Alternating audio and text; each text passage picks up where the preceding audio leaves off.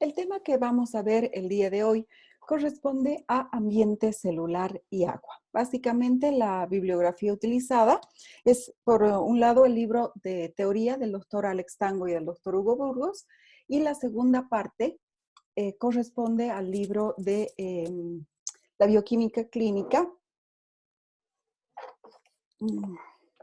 Fundamentos de bioquímica clínica para la interpretación de exámenes de laboratorio. Entonces, vamos a comenzar con nuestro tema. Si nosotros queremos estudiar la química de la vida, es imprescindible el estudio de las moléculas de agua. Las moléculas biológicas y sus reacciones pueden comprenderse mejor en el contexto de su entorno acuoso. No solo los organismos están compuestos en su mayor parte por agua, sino también que están rodeados por esta agua.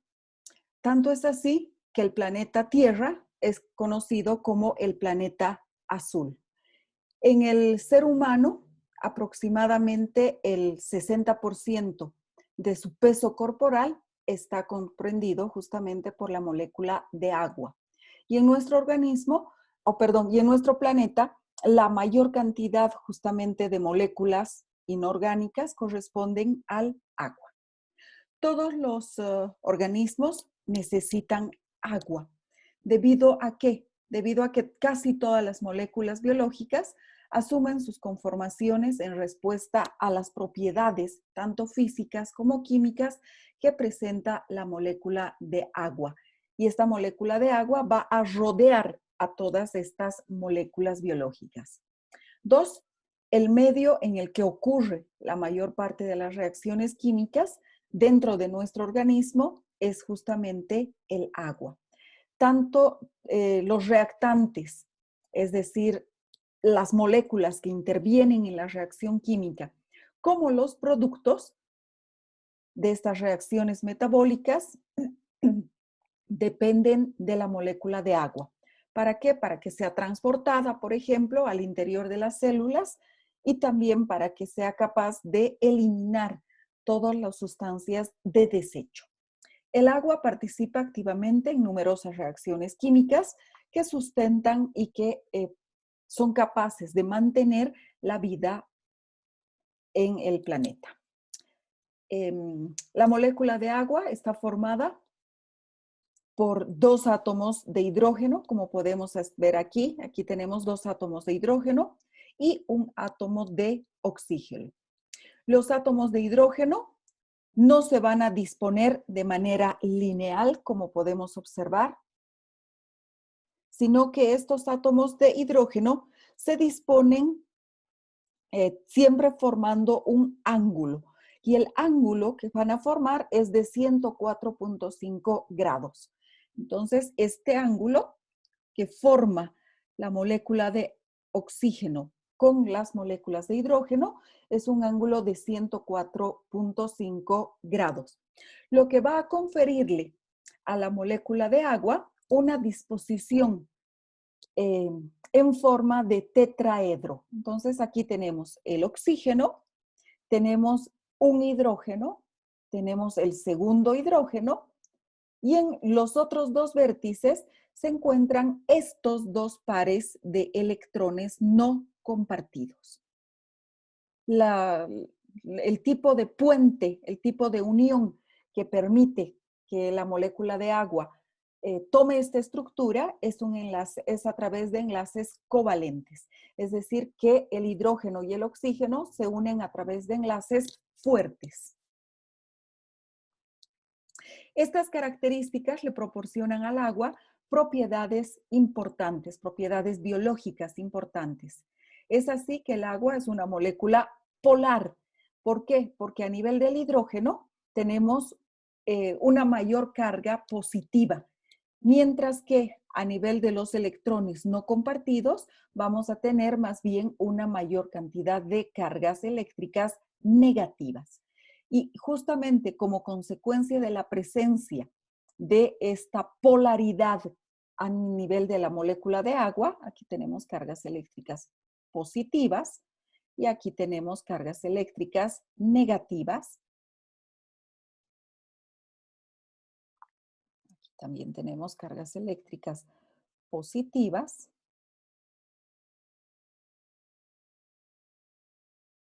Entonces, van a permitir justamente que se atraigan, ustedes saben que los opuestos se atraen, que se atraigan otras moléculas de agua.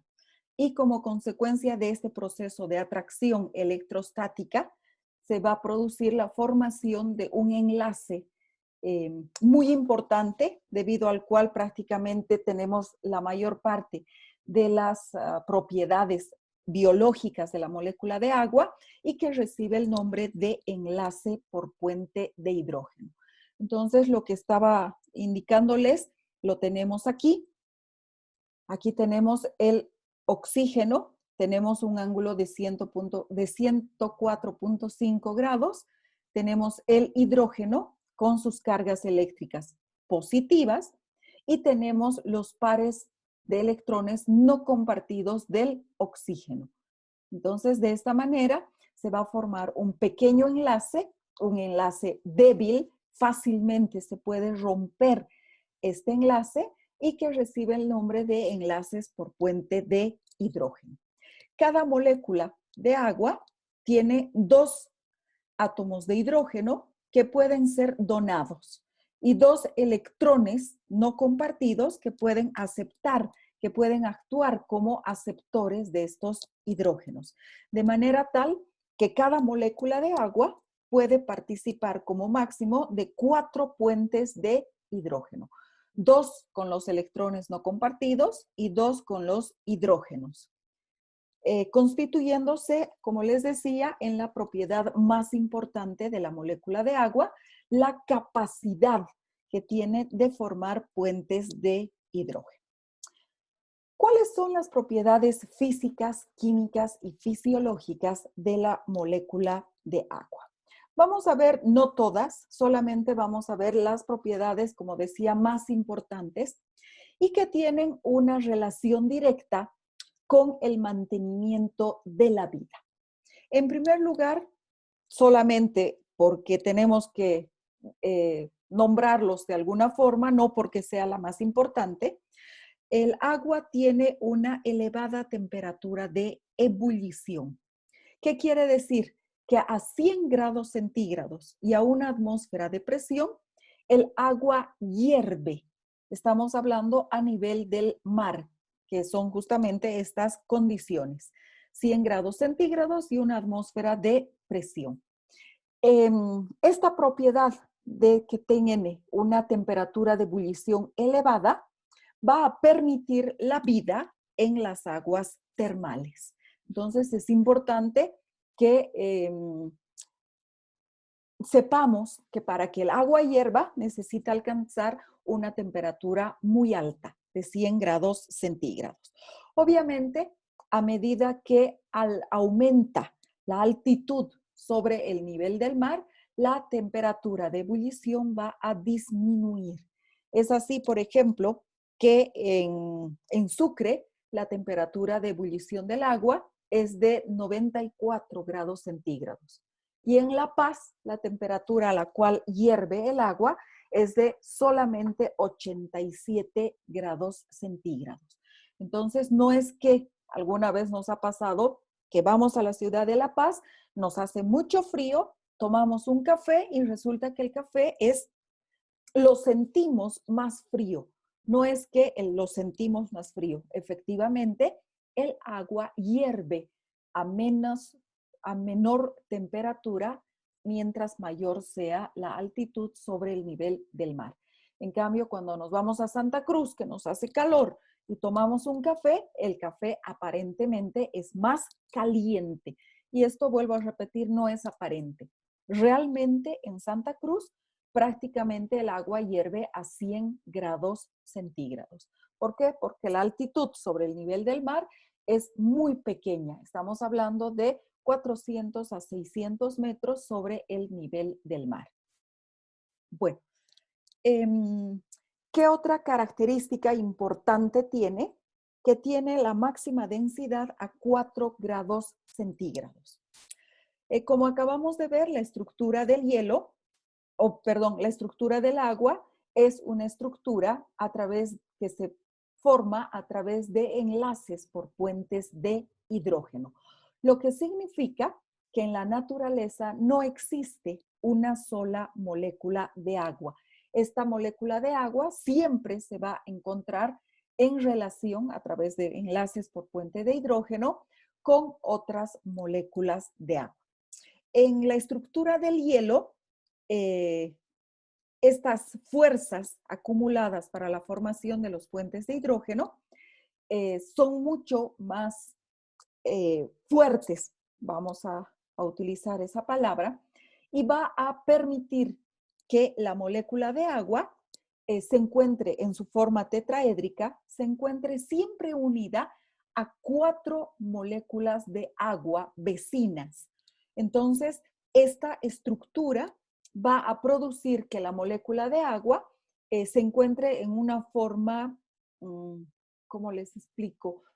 Abierta, no hay otra palabra para utilizar, de manera tal que el agua al congelarse se va a expandir.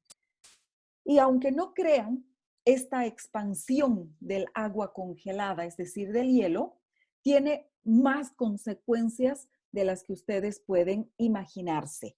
Si el agua no se expandiera, es decir, que alguna vez hemos tenido un accidente, nos olvidamos de colocar las cervezas a enfriar, ¿y qué es lo que hemos hecho? Hemos colocado una cerveza en el congelador, pensando que de esa manera se iba a enfriar mucho más rápido. Y nos hemos olvidado, por X, Y o Z motivos, nos hemos olvidado. Entonces, ¿qué es lo que sucede? Que esta cerveza, una vez que se congela, la botella explota. ¿Por qué? Porque vuelvo a repetir, el agua al congelarse aumenta de tamaño, se expande. Lo mismo sucede si es que alguno de ustedes vive o vivía en Potosí o en Oruro. En invierno hay que tapar las cañerías. ¿Por qué? Porque el frío es tan intenso que el agua se congela dentro de las cañerías y las cañerías también llegan a reventar. Vuelvo a repetir, porque el agua se expande una vez que se congela, es decir, que aumenta su tamaño. Esta característica, vuelvo a repetir, es muy importante, debido a que si al congelarse el agua, en vez de expandirse, se contrajera, es decir, disminuiría su tamaño, estos casquetes polares se hundirían, es decir, que irían a parar al fondo del mar.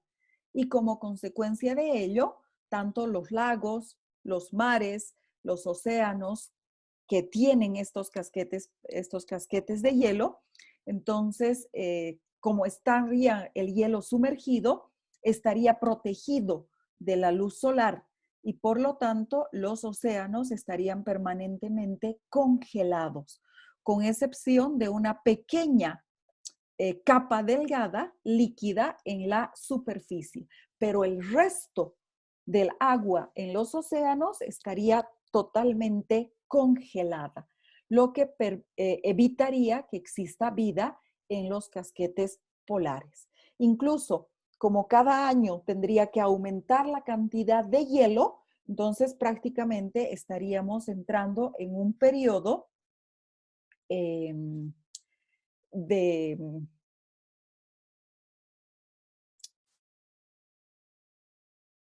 una era del hielo, definitivamente, porque obviamente el hielo no se descongelaría con el cambio de temporadas. Entonces, todos los años iría en aumento la cantidad de hielo y prácticamente entraríamos en una era del hielo, impidiendo de esta manera cualquier tipo de vida. Entonces, justamente a 4 grados centígrados es la temperatura en la que coexiste el casquete polar, el hielo y el agua. Y permite además que el hielo flote. ¿Por qué? Porque la densidad del agua disminuye cuando está congelada. Y la máxima densidad del agua está justamente a 4 grados centígrados. La densidad del agua es más o menos no es más o menos, es a 4 grados centígrados, la densidad del agua es de 1 gramo por decilitro, mientras que el agua congelada tiene una densidad menor de 0.9 gramos por litro. Por lo tanto, el hielo puede tranquilamente flotar en agua.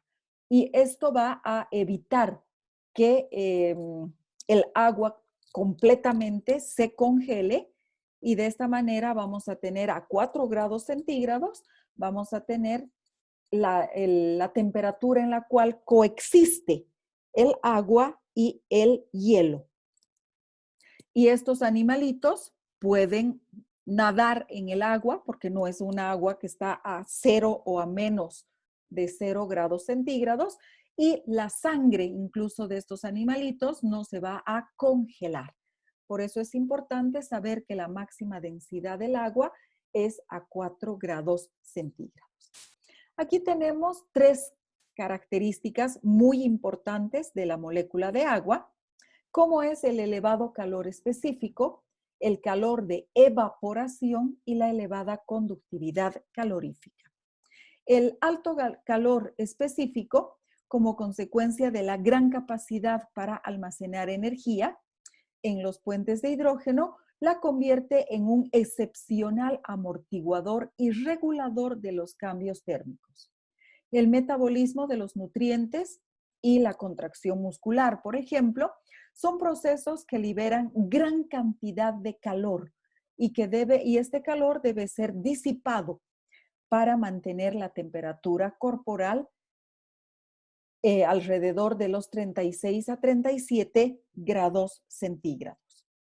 En estos casos, para permitir o para prevenir un peligroso aumento de la temperatura, el agua es capaz de absorber el calor y disiparlo, es decir, transportarlo a los compartimientos líquidos del organismo, minimizando de esta manera el riesgo de daño.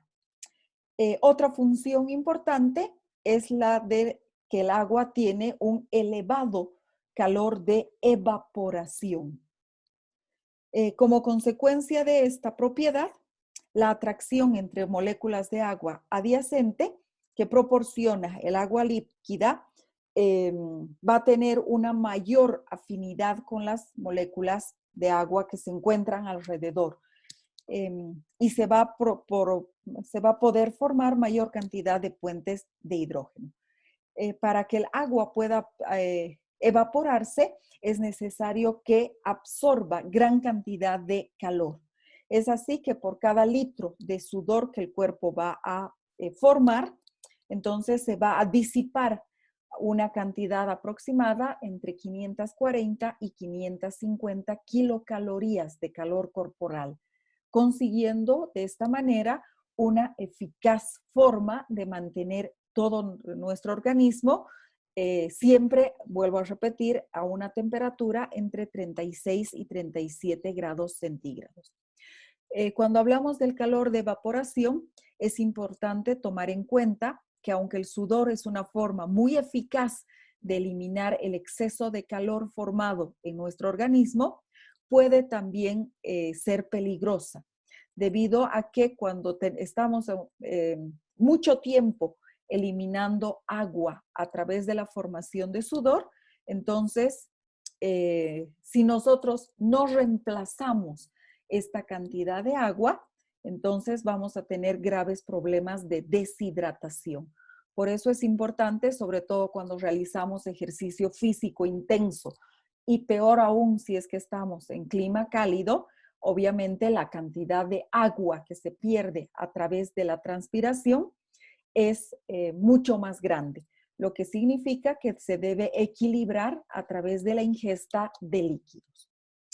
Y por último, directamente relacionada también con esto, tenemos la elevada conductividad calorífica. Entonces, son propiedades que tiene la molécula de agua. La elevada conductividad calorífica o elevada conductividad térmica también se llama, es la que permite la distribución rápida y regular del calor corporal. Entonces, vuelvo a repetir, como consecuencia del metabolismo que se produce en nuestro cuerpo, tenemos lo que se llaman órganos calientes y órganos fríos. Los órganos calientes son aquellos que tienen una gran cantidad de reacciones metabólicas, como por ejemplo el hígado. En cambio, tendríamos órganos fríos, como por ejemplo el tejido adiposo, donde no se produce prácticamente ningún tipo de reacciones químicas o son muy escasas en comparación con la capacidad metabólica que tiene el hígado. Entonces, en este caso, el agua va a producir una termorregulación, va a movilizar el exceso de calor que se produce en ciertos lugares y va a distribuir este calor por todo el organismo. Y por último, tenemos la elevada tensión superficial. La elevada tensión superficial va a producir que las moléculas de la superficie del agua se encuentren fuertemente atraídas unas con otras. Entonces, nosotros podemos observar aquí en la imagen que esta molécula de agua se encuentra fácil o se encuentra fuertemente atraída a las 4 moléculas que se encuentran cercanas a ellas. Esta capacidad o esta elevada tensión superficial ha servido mucho a los estudiosos para verificar cuál es la acción que tienen las sales biliares. Las sales biliares facilitan la digestión de las grasas a nivel intestinal debido a que la gotita de grasa emulsionada se organiza en forma de micelas y de esta manera aumentan la capacidad que tiene el intestino para absorber estas gotitas de grasa. No nos olvidemos que en nuestro estómago tenemos gran cantidad de agua y la grasa y el agua no tienen una muy buena relación. Por lo tanto, para que estas gotitas de grasa puedan ser absorbidas, necesariamente deben ser convertidas en micelas. Enseguida vamos a ver qué características tienen estas micelas. No sé si tienen alguna duda con relación a las propiedades físicas y químicas que tiene la molécula de agua.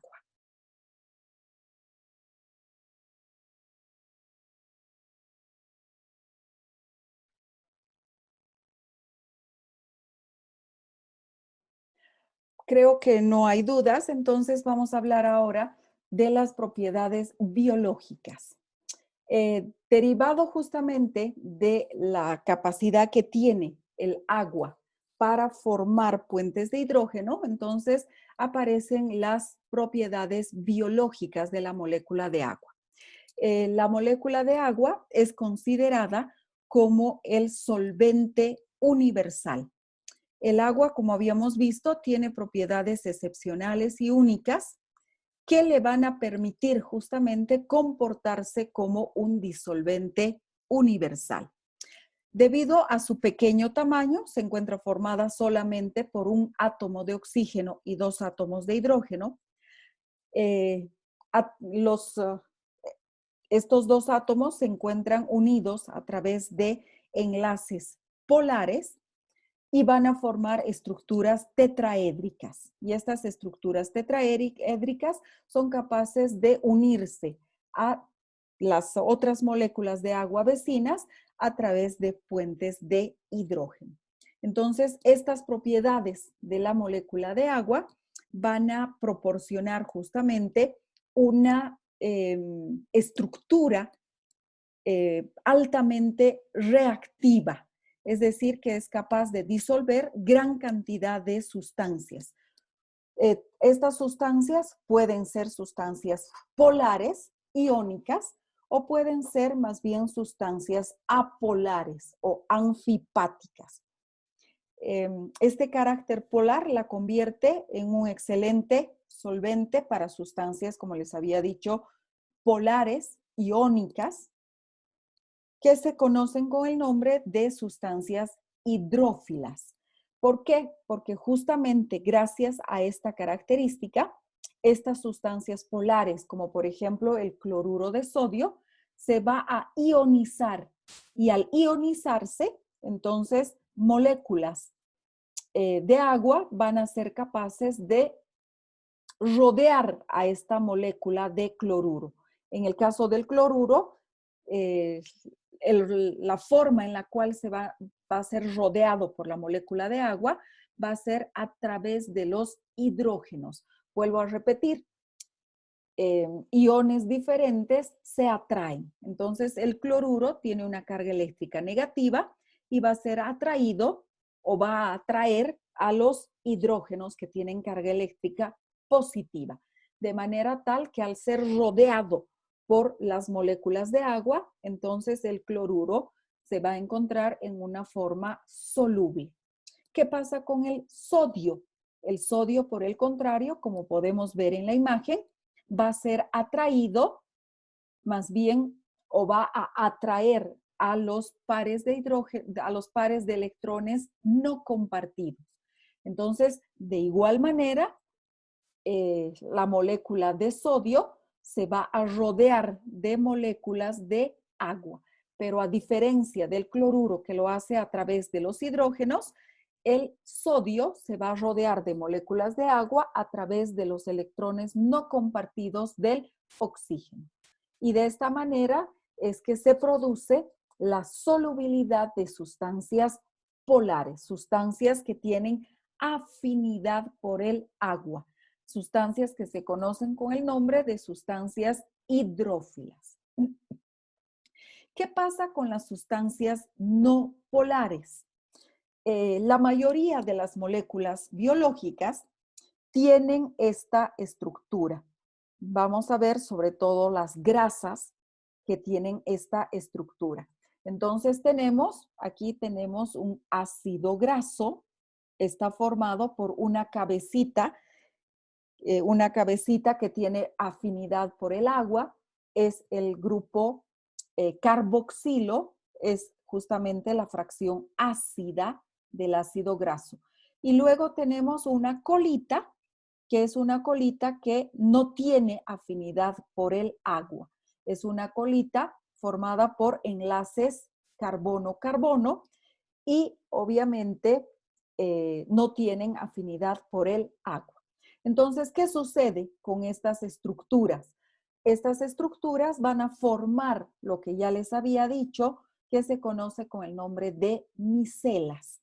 Es decir, que todos estos segmentos que son solubles en agua se van a disponer en la superficie, mientras que todas las colitas que son insolubles en agua van a ir más bien hacia el centro, de manera tal que una micela no es otra cosa que una gotita de grasa, en la cual en la superficie se encuentran dispuestas las cabezas solubles en agua, mientras que en el centro se encuentran disueltas o se encuentran acomodadas las fracciones, las colas, que son insolubles en agua. Entonces, de esta manera, las moléculas de agua se van a unir a esta cabecita que tiene una fracción ácida a través de puentes de hidrógeno. Entonces, aquí tenemos el COOH, que es justamente el grupo carboxilo, y estos oxígenos que tienen electrones no compartidos se van a unir a través de enlaces por puente de hidrógeno a los hidrógenos que van a formar parte de la molécula de agua. Y de esta manera, obviamente, vamos a tener mayor probabilidad de que sean absorbidas las grasas provenientes de la dieta.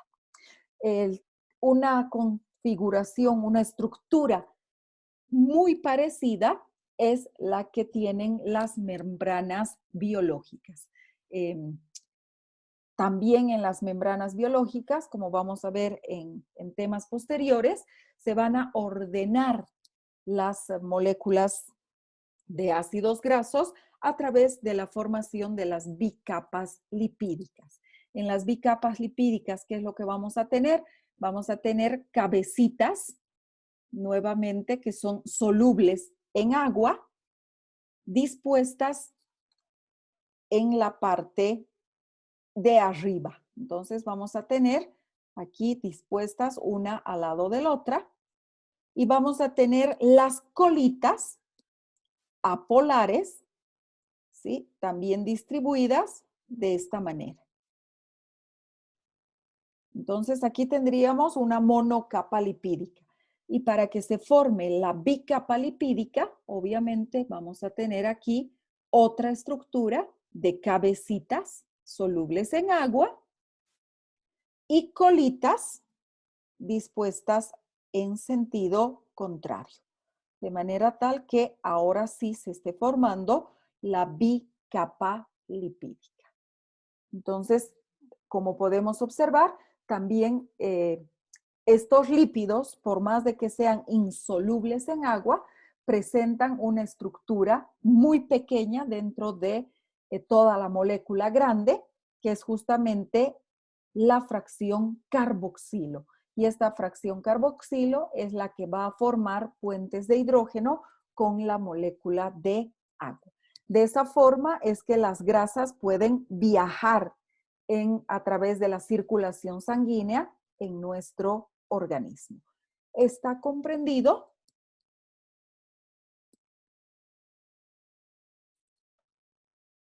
Sí, doctora. Muy bien. Entonces, las funciones fisiológicas o funciones biológicas de la molécula de agua es que el agua forma parte de la estructura de las macromoléculas. Aquí nosotros podemos ver fácilmente que va a formar parte de muchas macromoléculas. Por eso es que las reacciones, como vamos a ver, cuando se produce la síntesis, siempre producen la liberación de moléculas de agua. Todas estas características son justamente como consecuencia de que el agua es capaz de formar puentes de hidrógeno. El agua es el solvente universal por excelencia, ya hemos explicado, es el medio de transporte y el medio para las reacciones químicas. En la célula existe agua y en este líquido que va a formar parte de la célula se van a producir las reacciones metabólicas. Y además, el agua también está formando parte de la sangre y a través de la sangre entonces vamos a transportar gran cantidad de moléculas. Finalmente, el agua es el sustrato o es el producto de reacciones químicas. ¿A qué se refiere? Que cualquier compuesto, un compuesto X, va a unirse a la molécula de agua para formar otra molécula, para formar otro compuesto. Entonces, nosotros tenemos en este caso que la molécula de agua es el sustrato. Algo se está uniendo a la molécula de agua para formar otra cosa.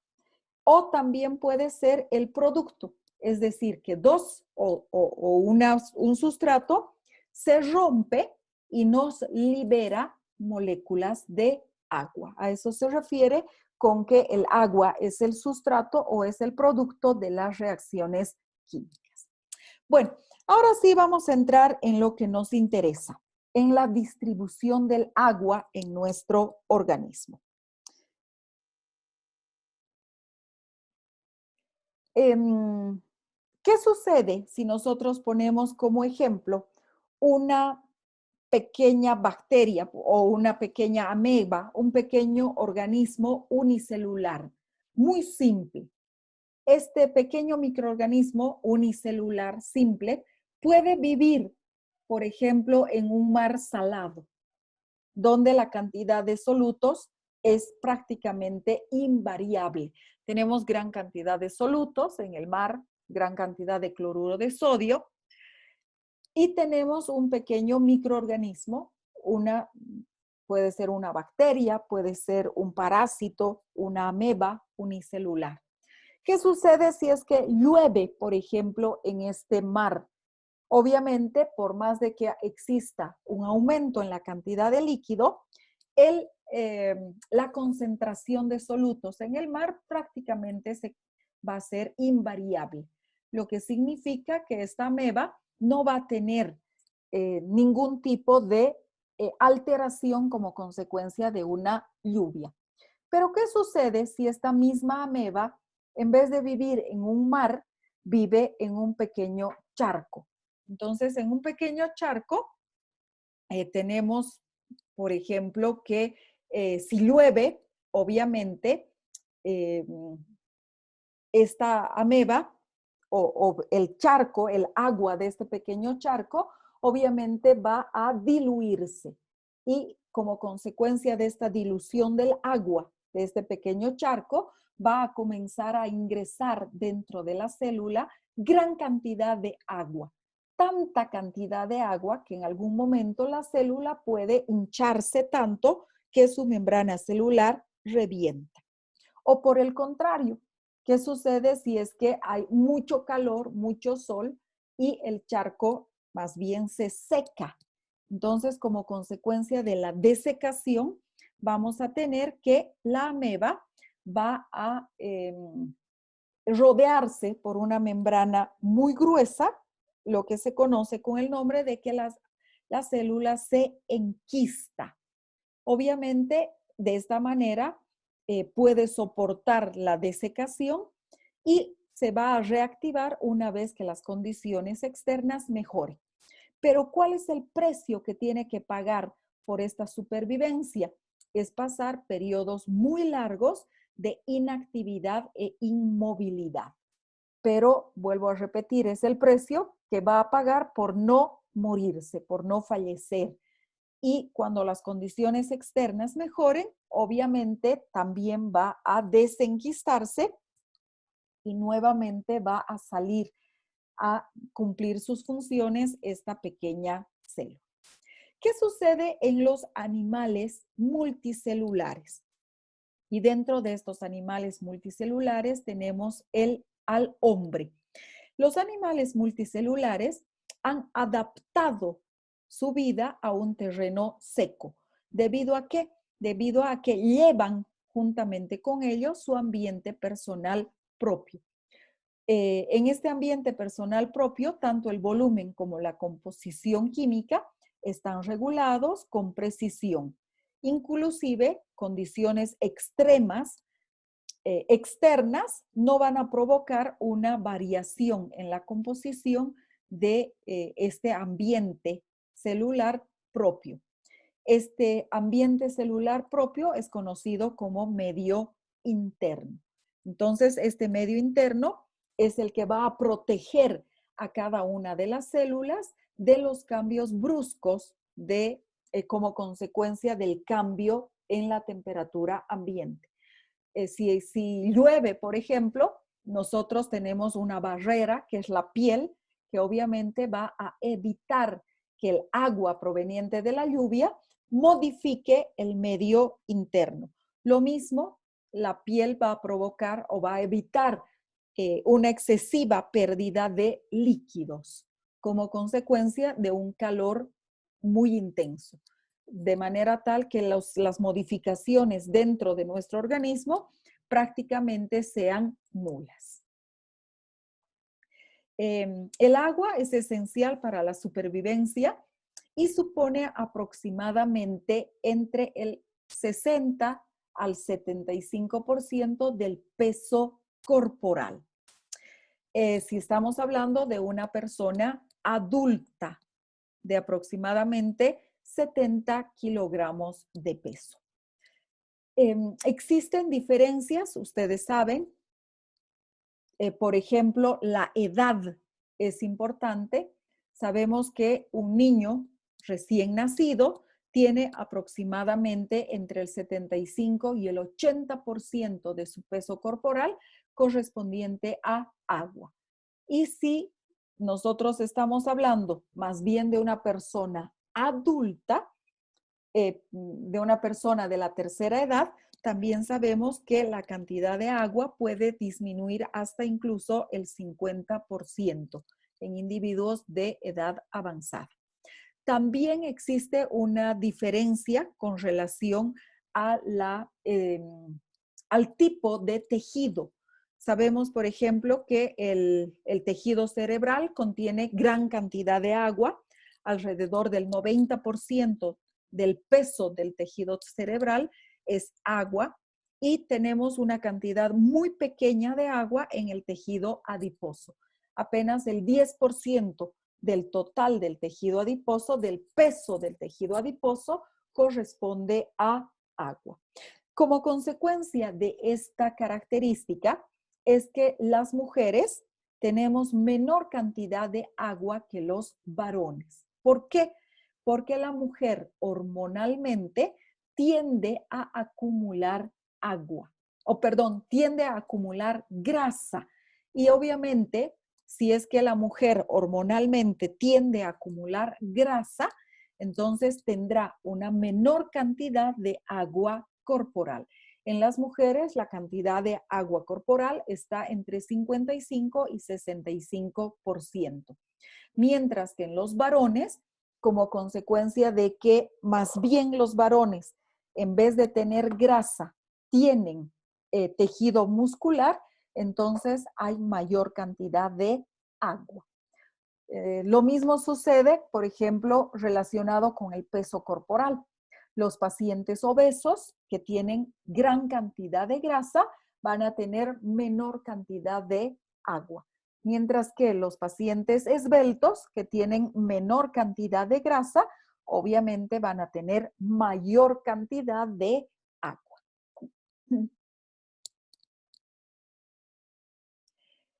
Tanto la diferencia como el exceso de agua pueden afectar la función de los tejidos y órganos.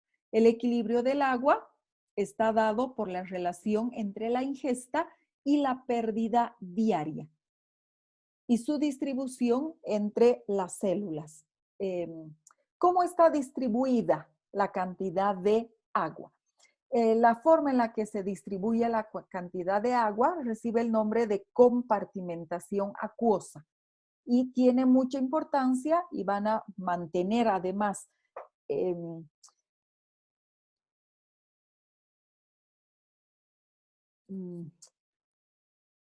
una concentración importante, una concentración invariable, los solutos que van a formar parte del medio interno. ¿Cómo está distribuida la cantidad de agua en nuestro organismo? Aproximadamente 2/3 partes del total del agua del cuerpo se halla en un espacio que se conoce con el nombre de espacio intracelular. Entonces, dentro del líquido intracelular se encuentra la mayor concentración de agua, y el tercio restante pertenece al líquido extracelular. El líquido intracelular presenta neutralidad de carga eléctrica. ¿Qué quiere decir que presenta neutralidad de carga eléctrica?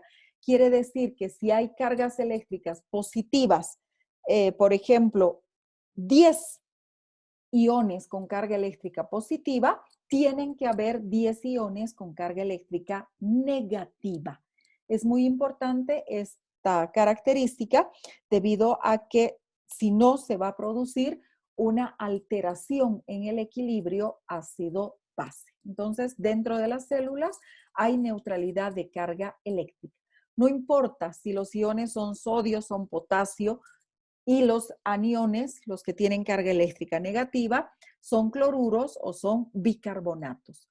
Pero estamos hablando del mismo número. Si hay 10 iones con carga eléctrica positiva, tienen que haber 10 iones con carga eléctrica negativa. Otra característica es que dentro de las células el agua puede encontrarse en dos estados. puede encontrarse como agua libre, es decir, unida solamente a otras moléculas de agua, o como agua ligada. ¿Qué quiere decir agua ligada? Quiere decir agua unida. ¿Unida a qué? Unida a proteínas, unida a hidratos de carbono. Entonces, así se encuentra el agua dentro de las células, como agua libre y como agua ligada. En el líquido extracelular también hay neutralidad de carga eléctrica y el líquido extracelular a su vez se subdivide en intersticial, intravascular y transcelular. Cuando nosotros estamos hablando de líquido intersticial, nos estamos refiriendo al agua que rodea cada una de estas células, que va a formar parte de los intersticios. Cuando hablamos de líquido intravascular, nos estamos refiriendo al plasma sanguíneo, y cuando hablamos de líquido transcelular, nos estamos refiriendo, por ejemplo, a los líquidos gastrointestinales, nos estamos refiriendo a la orina, al líquido cefalorraquídeo, al líquido pleural. Es decir, son líquidos que van a formar parte, que van a rellenar espacios. Entonces, estos son los líquidos transcelulares. ¿Cómo se mantiene este equilibrio en el agua dentro de nuestro organismo? El mantenimiento de la concentración de líquidos se produce a nivel de capilares sanguíneos. ¿Y qué es lo que sucede a nivel de capilares sanguíneos? A nivel de capilares sanguíneos, si este es un capilar sanguíneo, tenemos dos regiones. Una región que se llama región arteriolar y tenemos otra región que se conoce con el nombre de región venosa. Entonces, la sangre obviamente va a venir en este sentido. Nosotros tenemos que de las arterias aparece la sangre y llega a capilares sanguíneos. Esta es sangre oxigenada. Y la sangre desoxigenada va a salir a través de los capilares sanguíneos y obviamente hacia las venas. ¿Qué sucede a nivel de estos capilares sanguíneos? A nivel de estos capilares sanguíneos se va a producir el intercambio de agua y de algunos solutos. El agua que viene juntamente con la sangre arteriolar va a salir del capilar sanguíneo a través de una presión que se conoce con el nombre de presión hidrostática. Si nosotros dividimos nuevamente este capilar en una región arteriolar y en una región venosa, podemos observar que tanto a nivel arteriolar como a nivel venoso tenemos la presión hidrostática. Pero esta presión hidrostática, que es la que va a hacer que el agua salga, abandone el capilar sanguíneo y vaya hacia los tejidos, es mayor a nivel de la región arteriolar. Tenemos una presión alrededor de 35 milímetros de mercurio a nivel de la región arteriolar y solamente de 16 milímetros de mercurio a nivel de la región venosa.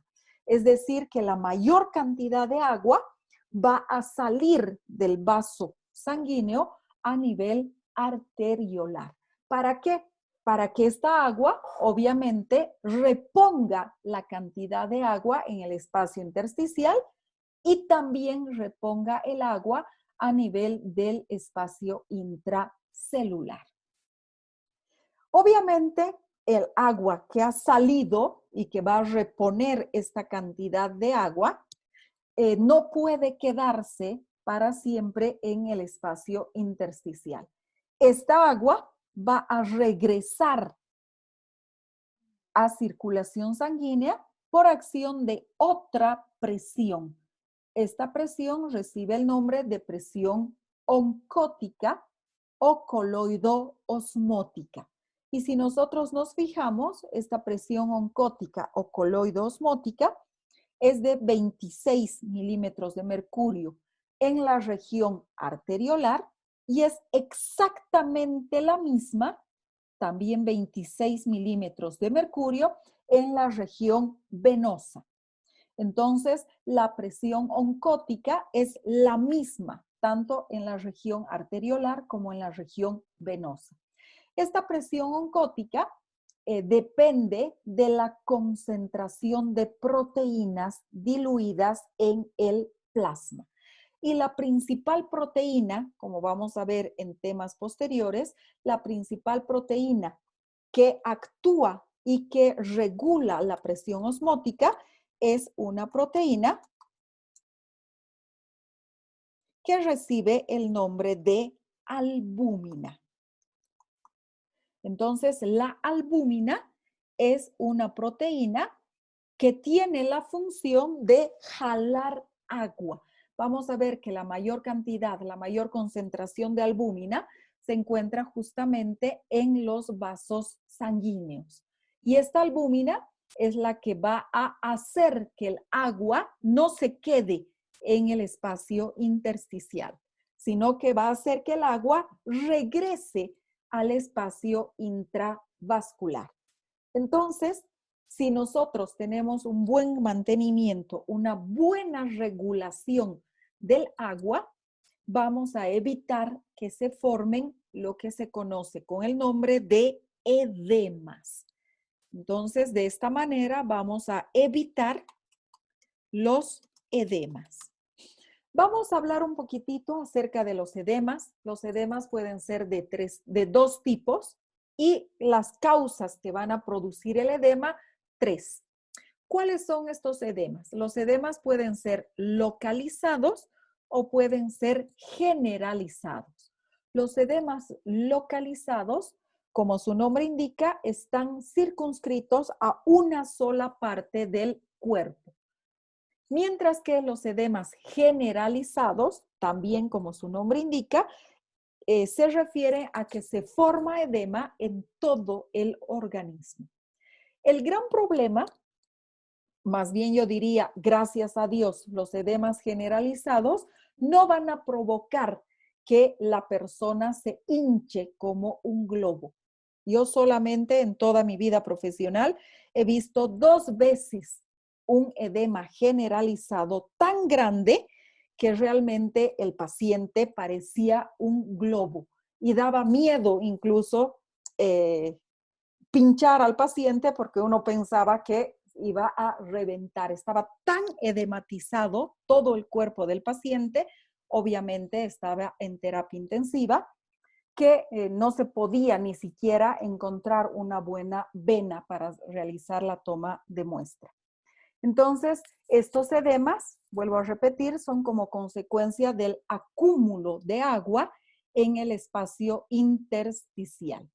¿Cuáles son las causas para que se produzcan estos edemas? Un aumento, obviamente, de la presión hidrostática. Entonces, si aumenta la presión hidrostática, generalmente como consecuencia de alteraciones cardíacas, entonces más cantidad de agua va a salir al espacio intersticial que la cantidad de agua que va a retornar por acción de la presión oncótica. Y esto va a provocar generalmente edemas generalizados.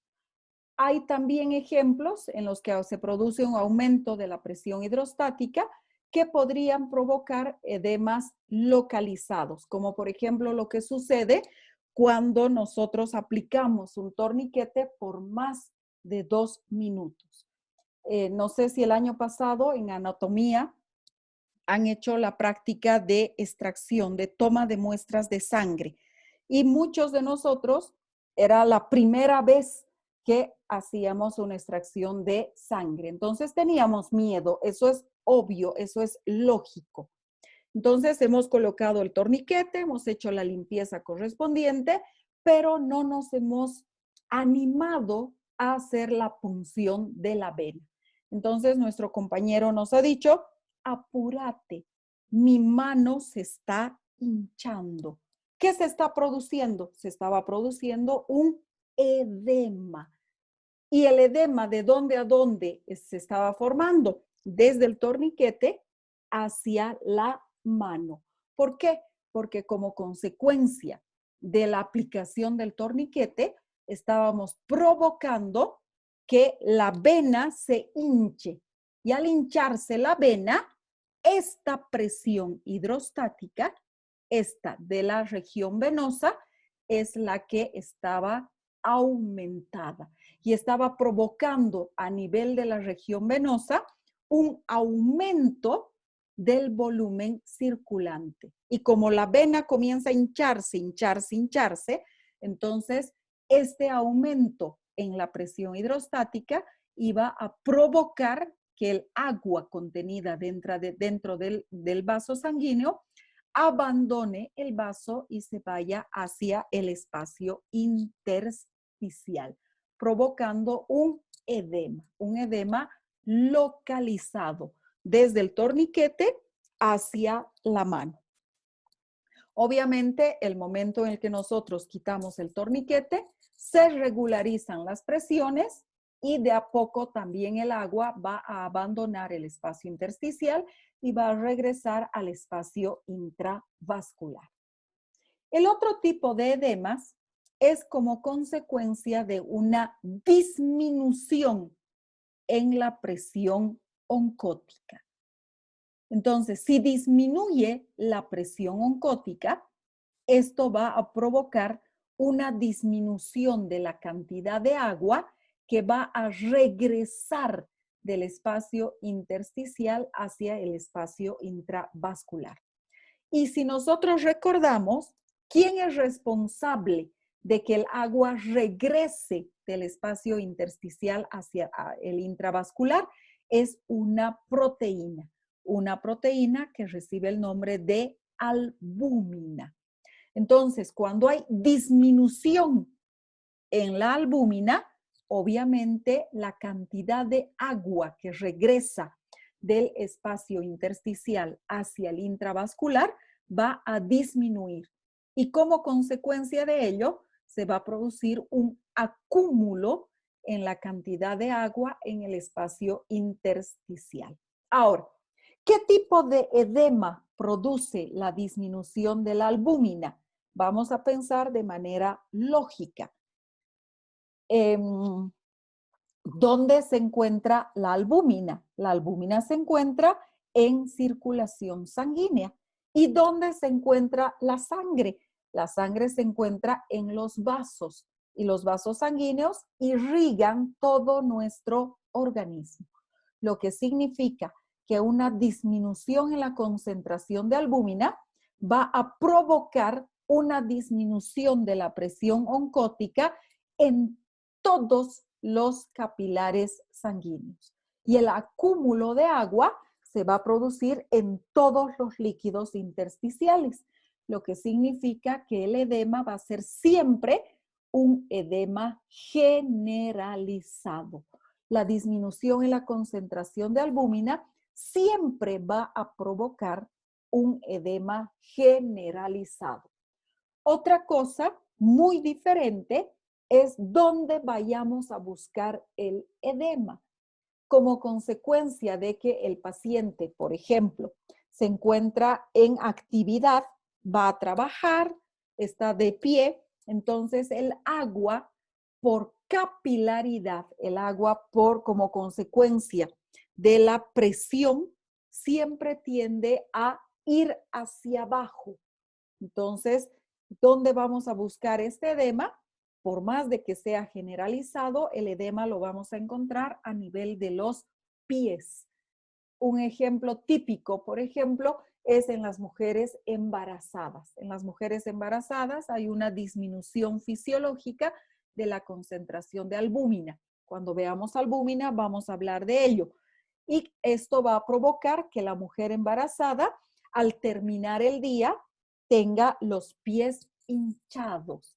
Pero obviamente descansa la mujer y la cantidad de agua se distribuye nuevamente. Y la tercera causa de edemas es siempre localizado como consecuencia, por ejemplo, de la picadura de un mosquito. Entonces, ¿qué pasa cuando nos pica un zancudo? Se va a formar una pequeña roncha y esta roncha no es otra cosa que un edema localizado. ¿Qué pasa en el caso de la picadura de zancudos?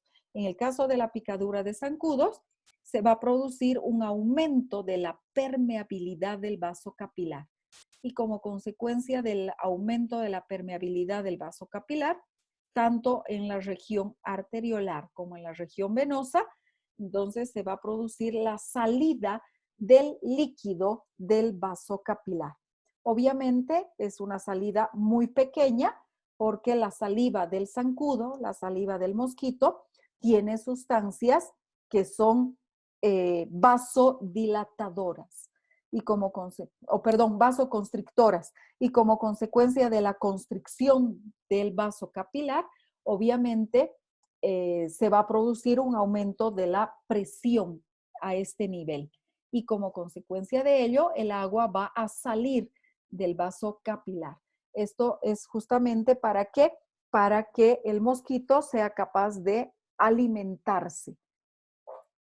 Y de esa manera, además de estas sustancias, va a introducir sustancias anticoagulantes para que la sangre no se coagule en la trompita del mosquito.